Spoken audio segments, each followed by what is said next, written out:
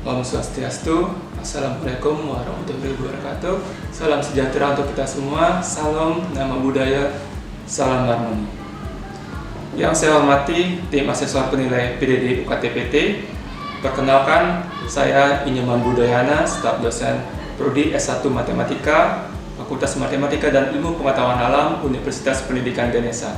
Pada kesempatan ini, saya menyampaikan pernyataan diri sebagai bentuk pertanggungjawaban akademik dan profesional dalam melaksanakan tugas-tugas Tridharma perguruan tinggi, khususnya pada bidang pendidikan dan pengajaran. Saya akan memaparkan mata kuliah yang saya ampuh, yaitu struktur aljabar, yang merupakan salah satu mata kuliah wajib pada Prodi S1 Matematika. Mata kuliah ini saya laksanakan pada semester 4 tahun ajaran 2024-2025 dengan bobot 3 SKS yang diambil oleh 19 orang mahasiswa. Mata kuliah ini merupakan mata kuliah dasar dan wajib pada Prodi Matematika. Adapun CPL Prodi yang dibebankan pada mata kuliah ini meliputi CPL Sikap, Pengetahuan, Keterampilan Umum, dan Keterampilan Khusus diantaranya. Yang pertama, memiliki moral, etika, dan kepribadian yang baik berdasarkan filsafat Trihita Karana di dalam menyelesaikan tugasnya. Kedua, menguasai konsep teoritis bidang matematika secara umum. Yang ketiga, memiliki pengetahuan dan teknologi secara umum yang dibutuhkan dalam bidang matematika sebagai dasar melanjutkan studi pada jenjang yang lebih tinggi secara akademik maupun profesi. Yang keempat, mampu mengkomunikasikan dan mengembangkan pemikiran matematis yang diawali dari penguasaan prosedural atau komputasi hingga penguasaan yang luas, meliputi eksplorasi, penalaran logis, generalisasi, abstraksi, dan bukti formal. Dan yang kelima adalah mampu menerapkan pemikiran logis, kritis, sistematis, dan inovatif dalam konteks pengembangan atau implementasi ilmu pengetahuan dan teknologi dan dalam bidang matematika. Mata kuliah ini lebih banyak membahas tentang teorema atau aturan-aturan terkait sebuah struktur dalam matematika. Secara garis besar, materi dalam mata kuliah ini dapat digolongkan menjadi materi terkait grup dan materi terkait ring. Topik-topik perkuliahan terkait dengan struktur aljabar meliputi operasi, grup, homomorfisme grup bagian, grup permutasi, ring bagian, homomorfisme ring, dan ideal. Dengan demikian, setelah mengikuti perkuliahan ini, mahasiswa diharapkan mampu mengenal, memahami, dan menguasai konsep-konsep berkaitan dengan grup dan ring, sehingga dapat digunakan dalam identifikasi dan penerapan pada materi yang berkaitan. Selain itu, dari sisi sikap dan karakter, diharapkan mahasiswa mampu menyelesaikan tugas tepat waktu dan selalu memegang prinsip kejujuran akademik. Pelaksanaan perkuliahan ini dilaksanakan dalam 16 kali pertemuan dengan selalu memperhatikan aspek delivery, interaction, dan evaluation. Sistem pembelajaran dilakukan dalam bentuk perkuliahan luring di dalam ruang kelas dengan mengutamakan diskusi dalam kelompok kecil yang dilanjutkan dengan diskusi secara klasikal. Pembelajaran mengacu pada pembelajaran berbasis permasalahan, namun melihat materi yang bersifat abstrak, permasalahan yang digunakan adalah permasalahan kognitif, sehingga mampu mengasah kemampuan analisis, critical thinking, computational thinking, serta mengembangkan kreativitas mahasiswa dalam merancang sebuah solusi. Untuk membantu mahasiswa dalam memahami konsep bersifat abstrak, materi pembelajaran disusun dalam pendekatan induktif-deduktif yang diberikan dalam bentuk modul ajar struktur aljabar. Interaksi antara mahasiswa dengan dosen serta antar mahasiswa juga berjalan dengan sangat baik. Melalui diskusi kelompok kecil, mahasiswa dapat melatih kemampuan kolaborasi, komunikasi, dan juga mengembangkan karakter mereka.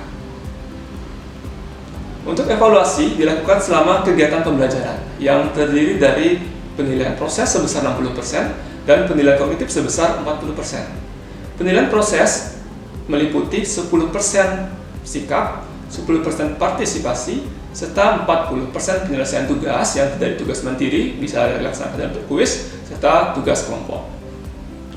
Penilaian kognitif terdiri dari ujian tengah semester dengan bobot 15% dan ujian akhir semester dengan bobot 25% yang dilaksanakan pada pertemuan ke-8 dan ke-16.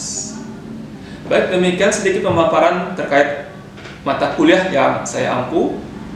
Akhir kata saya ucapkan terima kasih.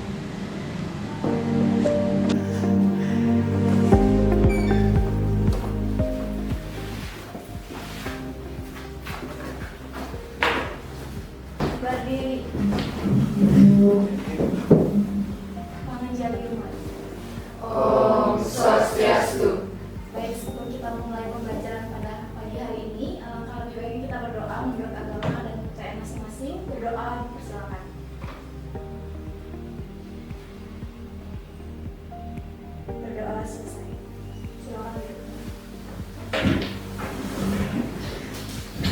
Selamat pagi, ya.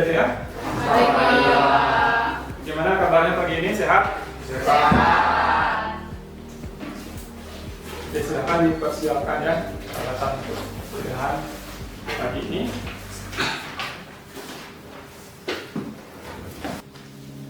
Oke, sambil saya persiapkan PowerPoint-nya untuk kehadiran hari ini, di mana sepertinya? 3 orang ya. 3 orang hadir ya. Jadi tadi yang bersangkutan sudah mengabari saya izin karena ada kegiatan di kegiatan upacaranya.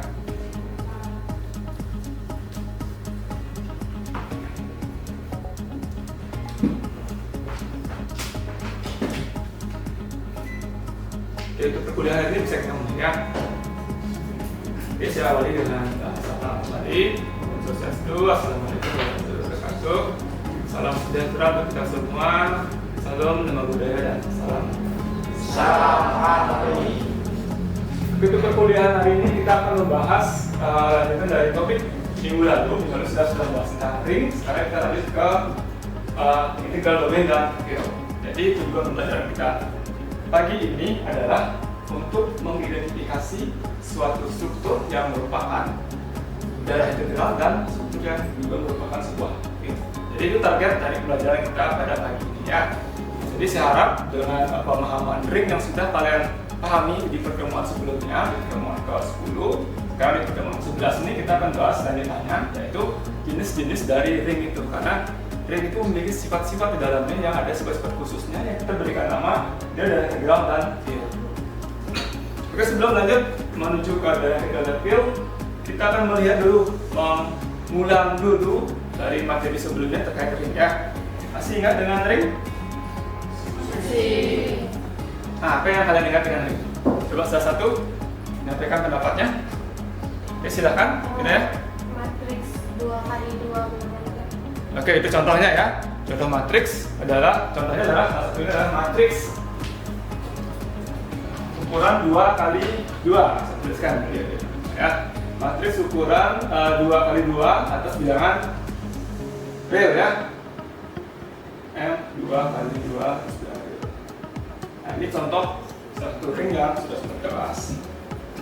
Nah, sebelum ke contoh ini, pengertian ring apa yang kalian ingat? Merupakan grup komutatif. Apa? Himpunan tak kosong A yang dilengkapi dengan 2 operasi, yaitu penjumlahan dan pergandaan. Oke, himpunan ya, himpunan tak kosong ya. Basicnya adalah dia berupa himpunan tak kosong.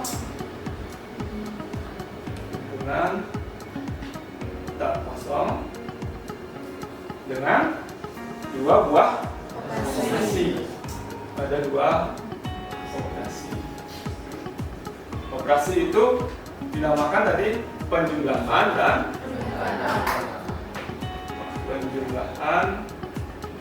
dan pergandaan. Apa sifat-sifat yang harus dimiliki? Coba bagus. Tertutup, kemudian memiliki sifat asosiatif, kemudian memiliki sifat distributif.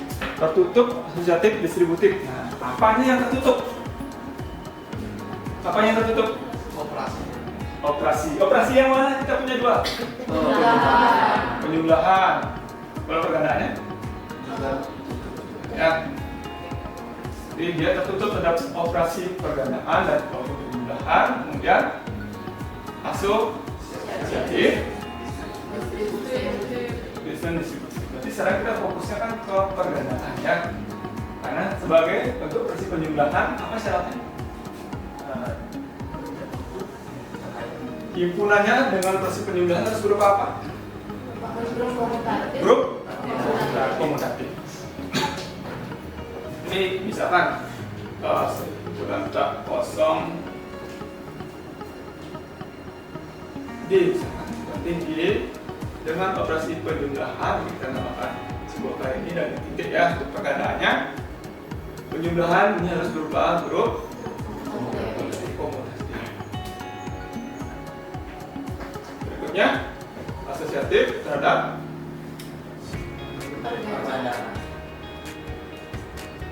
pergandaan.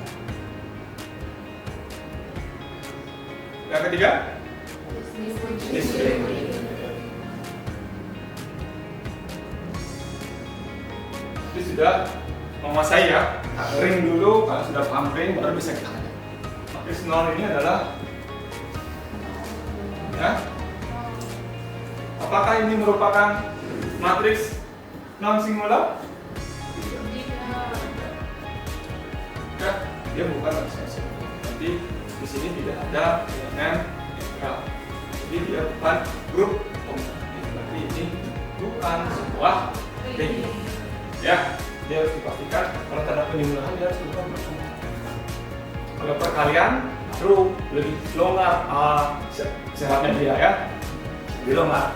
Dia tidak harus komutatif, dia tidak harus memuat elemen satuan atau elemen identitas, dia tidak harus memuat inverse pergandaan.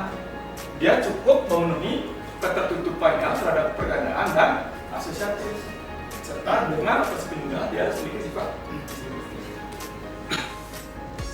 Nah, itu ya, itu sebagai pengantar untuk materi pada pertemuan sebelumnya tentang pendefinisian ring dan berklasifikasi. Ya. Ini baru bisa kita lanjutkan untuk konsep-konsep berikutnya. Seperti tadi yang telah saya sampaikan contoh-contoh ring ya. Contoh ring. Berarti di sini ada banyak sifat. Misalkan kita punya bilangan real ya. Kita punya bilangan real. Kalau saya punya A kali B sama dengan C kali B. Ini A, B, C-nya bilangan real ya. Bisakah saya simpulkan A sama dengan C? Bilangan real. A kali B sama dengan A kali B sama dengan C kali B, di mana B-nya tidak sama dengan 0. Bisakah saya simpulkan B-nya sama dengan C? Bisa. Ini di bilangan real ya. Nah, kalau saya punya ring yang lain, mungkin saya berikan Z6 misalnya ya. 6 ya, himpunan bilangan modulo 6, operasinya penjumlahan pergandaan modulo 6. Dia berbaring ya, berbaring. Saya punya A kali B sama dengan C kali B, dengan B nya tidak sama dengan 0. Apakah boleh disimpulkan A nya sama dengan C? Bisa nggak ya? Coba cek ya. Saya punya 2 kali 3 berapa? 0 ya. Kemudian 4 kali 3 sama ini ya. Ini tidak 0 kan? Ini 3, ini 3 ya. Apakah 2 sama dengan 4? Tidak. Ya. Jadi di sini 2 tidak sama dengan 4. Jadi ternyata walaupun sama-sama ring, dia memiliki sifat yang berbeda. Jadi di dalam ring itu ada beraneka ragam jenis-jenis ring yang memiliki sifat-sifat yang berbeda ya. Bisa kita lihat dari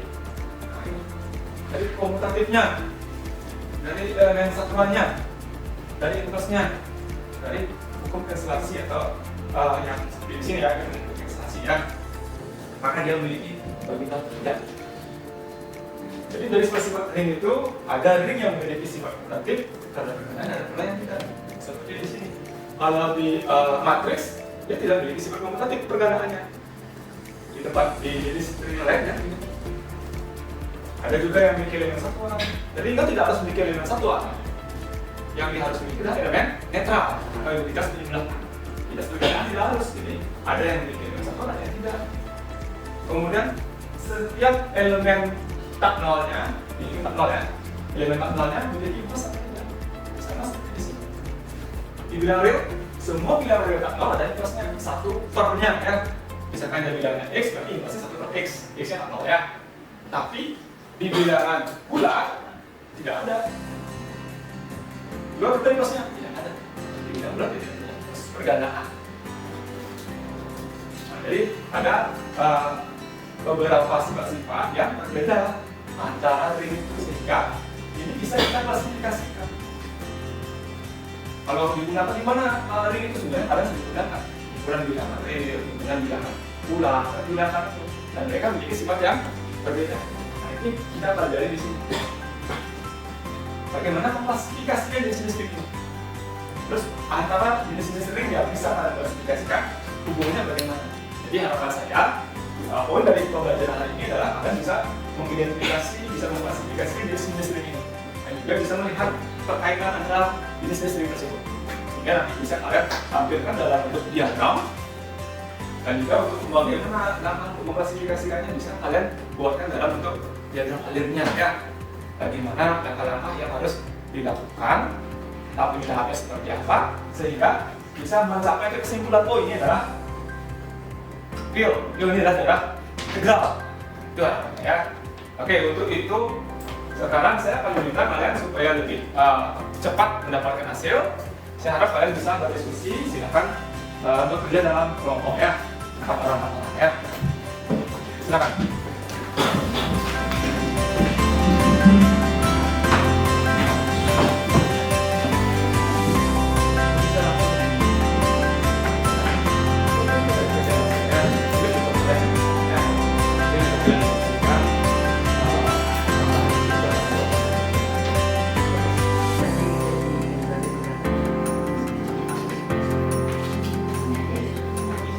Gimana sih tadi mana?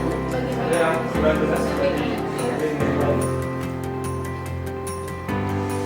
sudah selesai makanya apa? Sudah tahu?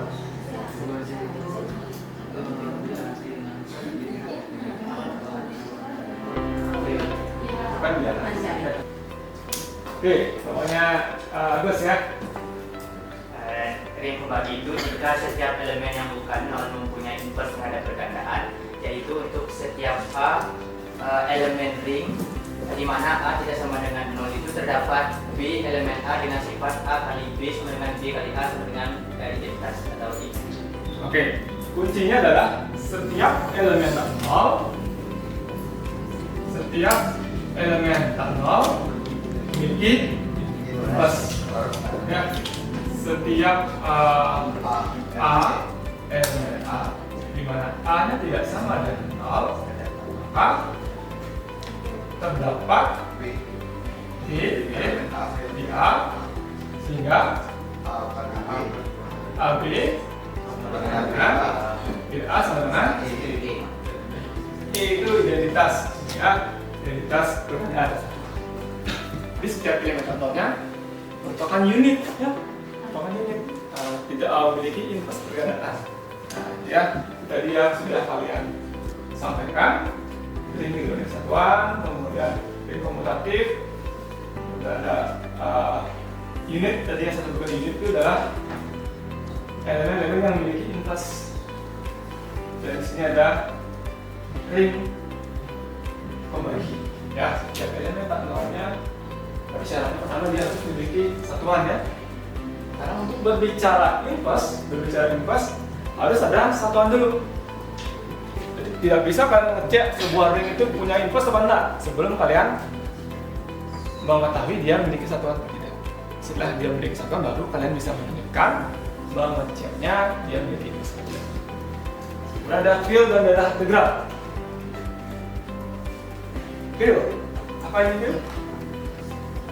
Bapak mana yang mau menjelaskan tentang fill? Ya, silakan. Fill itu ring pembagi komutatif. Ring pembagi yang komutatif. Jadi ada irisan di sini ya. Irisan antara ring pembagi dan ring komutatif. Jadi fill adalah ring pembagi yang komutatif. Ring pembagi yang komutatif. Jadi dia harus memiliki sifat komutatif dan dia juga merupakan ring pembagi. Setiap elemennya merupakan unit ya, memiliki inverse terhadap pergandaan dengan namanya ya, ring pembagi yang komutatif. Nah, ini bentuk lainnya ya. Selain kalian harus mengecek apakah dia itu ring komutatif, kemudian ring pembagi, kalian juga bisa ngecek seperti ini. Nah, berarti F ini terhadap penjumlahan dia merupakan grup komutatif. Kemudian F tanpa 0 dengan pergandaan juga merupakan grup komutatif. Jadi dengan penjumlahan dan pergandaan sekaligus dia merupakan grup komutatif. Dan terakhir sifat distributif.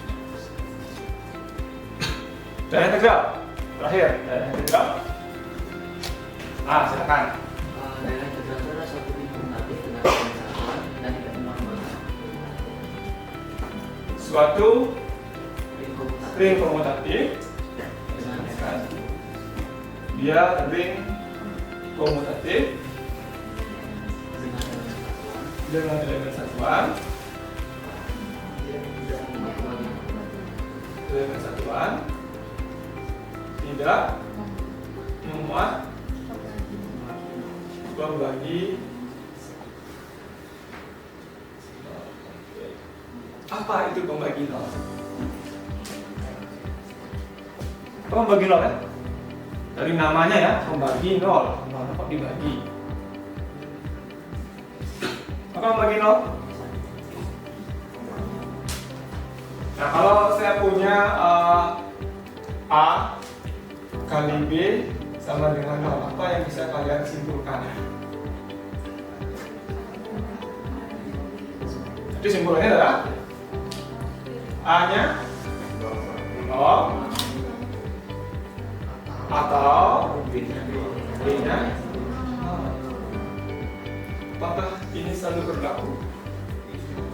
Kalau bilangan real, kalian sering gunakan ini kan? Ketika di aljabar, kalian gunakan ini kali ini sama dengan 0, berarti kali depan 0 kalian gunakannya 0 faktoran. Oke, saya minta salah satu kelompok untuk menyampaikan hasil pekerjaannya ke depannya.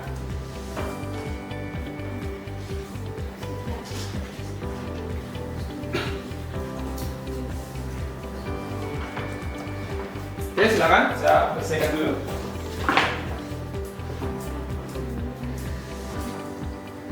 Silakan, salah satu kelompok yang mana yang mau menjelaskan ke depan, mengambil ke depan hasilnya.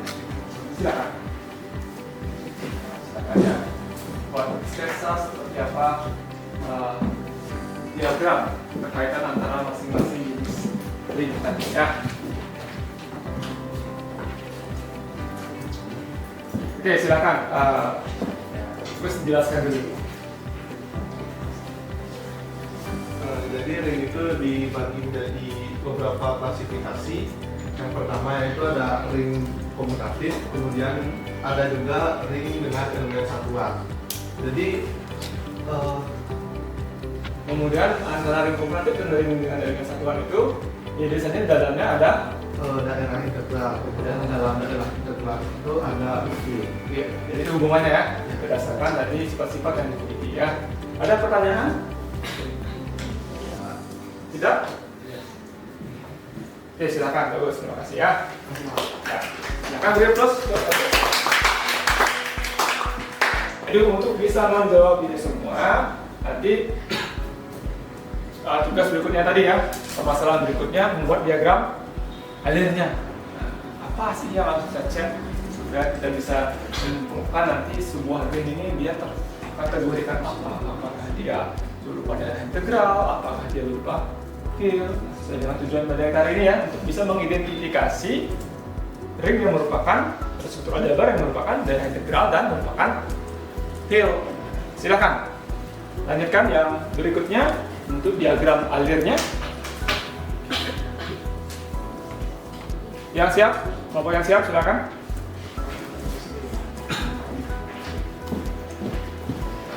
Ya, diagram alirnya. Boleh saya hapus? Silakan. Baik, jika di sini kita mempunyai suatu ring, jadi untuk pertama kita cek apakah dia komutatif atau bukan. Ketika ring ini komutatif, maka selanjutnya kita cek apakah dia memiliki satuan atau tidak, elemen satuan atau tidak. Ketika tidak, maka ring ini diklasifikasikan menjadi ring komutatif. Ketika iya, maka selanjutnya kita bisa cek apakah dia memiliki inverse atau tidak. Ketika dia memiliki inverse, maka dia disebut dengan field. Ketika tidak, kita harus cek sekali lagi apakah dia memiliki pembagi nol atau tidak. Ketika dia tidak mempunyai pembagi nol, dia adalah daerah integral. Ketika dia mempunyai pembagi nol, maka dia adalah ring komutatif dengan elemen satuan. Jadi selanjutnya ketika suatu ring tidak komutatif, selanjutnya kita cek apakah ada elemen satuan atau tidak. Ketika dia tidak memiliki elemen satuan, maka dia tetap disebut dengan ring. Selanjutnya ketika dia memiliki elemen satuan, kita harus mengecek apakah dia memiliki inverse atau tidak. Ketika dia tidak memiliki inverse, maka dia disebut ring dengan elemen satuan. Dan ketika dia mempunyai inverse, itu disebut ring pembagi. Mungkin sekian. Oke, terima kasih. Terus, silakan. Oke, penjelasannya sudah lepas dari aku. Terima kasih guys ya. Sudah dibuatkan diagram lainnya, tapi di sini tetap kita harus perhatikan, ya. Kita harus perhatikan diagram lingkungannya seperti apa. Ingat bahwa ketika dia tidak memiliki elemen satuan, dia hanya sampai di ring komutatif saja. Tapi ketika dia memiliki elemen satuan, kita cek inverse-nya. Artinya sebelah kanan ini dia pasti ring komutatif, ya. Field dan integral, ring komutatif dengan elemen satuan, nah itu semuanya adalah ring komutatif, ya. Ya, dia adalah bagian dari ring komutatif. Oke, dari hasil pekerjaan kalian tadi, pertama kalian sudah mengklasifikasikan jenis-jenis ring, kemudian yang kedua kalian sudah membuat hubungan antara jenis ring itu, dan yang terakhir kalian sudah bisa membuat sebuah diagram alir untuk mengidentifikasi sebuah field dan sebuah data. Ya. Oke. Jadi pembelajaran kita sudah tercapai untuk target untuk hari ini.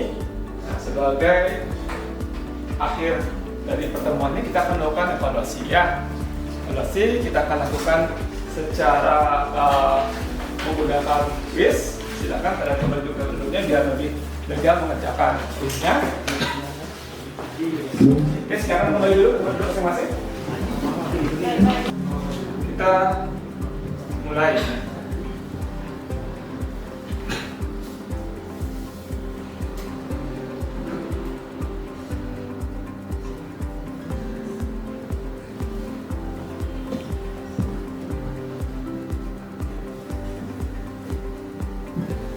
Kerjakan sendiri.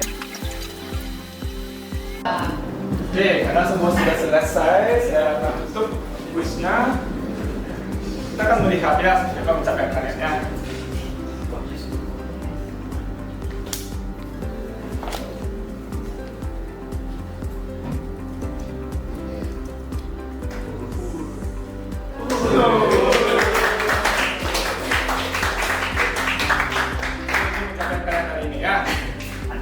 Sudah muncul namanya di sini, tingkatkan lagi ya.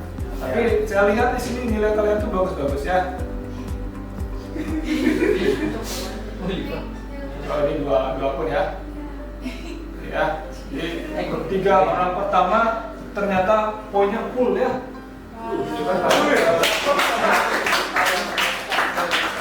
Yang lain juga sudah bagus nilainya ya. Tingkatkan lagi ya. Oke, jadi ini untuk hari ini kita cukupkan. Untuk minggu depan, round berikutnya kita akan bahas lanjutan dari integral dan ring. Kita akan bahas ke subring ya, ring bagian ya. Jadi kita bahas lanjutannya dan juga jenis-jenis contohnya seperti apa, jenis seperti apa, sama seperti hari ini yang kita bahas ya. Oke, untuk mengakhiri kegiatan pembelajaran hari ini, kita akan tutup kegiatan hari ini dengan para sandi ya. Sebelum kita mengakhiri juga pembelajaran ini, berdoa kembali, berdoa kepada kita masing-masing, berdoa yang silakan. Berdoa selesai. Para sandi. Om Santi Santi Santi Om. Terima Terima kasih. Sampai jumpa minggu depan ya.